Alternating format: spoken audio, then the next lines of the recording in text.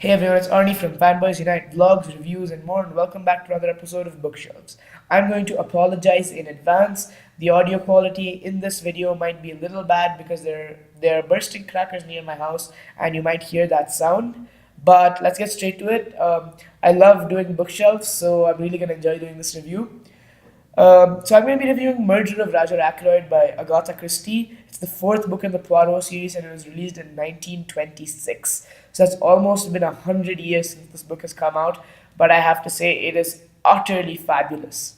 If you've watched any previous episodes of Bookshelves by book reviews, you know that I go non-spoilers in depth and then I go spoilers in depth. But yeah, that's what I'm going to be doing in this video. So let's get straight to it, non-spoilers. So let's first get to this how I got to reading this book. I've read about 10 to 15 Agatha Christie books before, and she's my second favorite author in the world.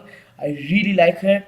So I'd read in many articles and lists that this is the best book that she's written, right?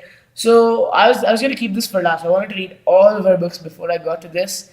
But then my friend read it and he said, "This is absolutely brilliant. I need you to read this and we need to talk about this." So I read it as soon as possible. And I have to say, this is one of my favorite books ever. I really, really, really enjoyed reading this book. It's been dubbed by the British Authors Association as the greatest crime novel ever written, and by the Crime Writers Organization. That is really, something. The twist in this book, I won't say anything about it until we get to spoilers, but it is probably the best twist in a detective novel that I have ever read in my life. Agatha Christie herself calls this book her masterpiece. Now, I'll give you an interesting factoid about the book. It was suggested by Lord Louis Mountbatten. Now, my Indian fans who are in ICSE or just know who are studying will know that this is the last Viceroy of India. He actually gave her the idea for this book, and she went with it, and he did one good thing, I guess. And I have to say, this is one of the best books I've ever read again. The ending is simply phenomenal, and for the first time, I think I'm going to give this book a 10 out of 10. Okay, now I can't talk about this book much without going into spoilers because, again, that ending, my god. I'll just say that, it has excellent characterization. you know uh, the way you get to the end is very interesting. It's not like just the ending is interesting in the book, but that ending, it keeps you waiting, keeps beating around the bush, and then when you get to that ending, it really hits you hard. Now I don't want to talk too much about this without going into the spoilers, so let's go spoilers time. You have been warned. The ending that Dr. Shepard is the murderer is simply brilliant. When you're reading a book and you find out that the narrator is the killer, how nobody could have expected that.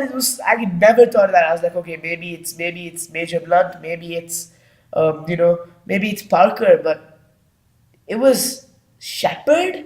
I never thought it would be Shepard, and that's like beautiful. Apparently, according to me at least, this started the genre of the unreliable narrator. When somebody is narrating something to you and they only give you the details which they need to give you, and then you have to piece together the rest. That is brilliant. In the end, he kills himself, and I think that is one of the best endings to a book I've ever read. Everything in this book is utterly flawless. The journey to getting to this ending, the detective work that Poirot does, is I think one of the best in any of the Poirot books, and I love the Poirot books, so it's not like it's comparable. It's not like I'm comparing it to something bad. I'm comparing it to something really good. I still really, really loved it. Um, I can't say much about the book because it's so good. If it was a bad book, if it had flaws, I would go attacking the book. But how much can you talk about something that's really good? How much can you talk without just going sounding like somebody that's just praising it?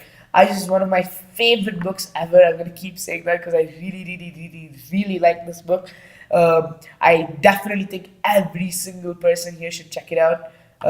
Thank you for watching, you guys. Next up is a jukebox video. Until then, see you. Bye.